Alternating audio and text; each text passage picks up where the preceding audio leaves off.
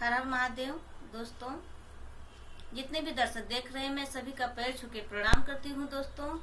और आप लोग कैसे हैं? उम्मीद करती हूँ आप लोग स्वस्थ होंगे, मस्त होंगे, अपने अपने कामों में व्यस्त होंगे। दोस्तों, आप सबके बीच में एक हरियाली तीज व्रत का गीत लेके आई हूँ। आप लोग को ये गीत पसंद आए तो प्लीज आप लोग शेयर करें, सब्सक्राइब करें, लाइक करें और वीडियो आप लोग फुल वॉच करके देखिए। दोस्तों, बहुत ही प्यारा, बहुत ही सुंदर ये गीत है। आप लोग फुल वॉच करके देखिए तो बहुत ही अच्छा है। और अपनी छोटी बहन का सपोर्ट करें आप लोग। धन्यवाद आप सभी को। जय गौरा मैया।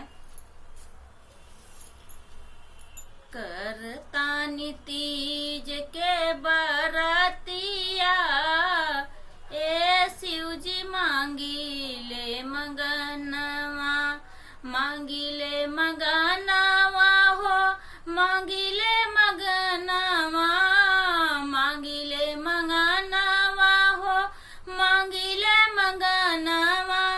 करतानी तीज के बरतिया, ए शिव जी मांगी ले मगनवा। नैहर में मांगीला भैया भतीजवा, नैहर में मांगीला भैया भतीजवा। ससुरा में भरल परिवार हो, ए शिव जी मांगी ले मगनवा। ससुरा में भरल परिवार हो, ए शिव जी मांगी ले मगनवा। करतानी तीज के बरतिया, ए शिव जी मांगी ले मगनवा। अपना के मंगली हमारा सिंघोरवा, अपना के मंगली हमारा सिंघोरवा। जन्म जन्म के सुहाग हो, ए शिव जी मांगी ले मगनवा। जन्म जन्म के सुहाग हो, ए शिव जी मांगी ले मगनवा। करतानी तीज के बरतिया, ए शिव जी मांगी ले मगनवा।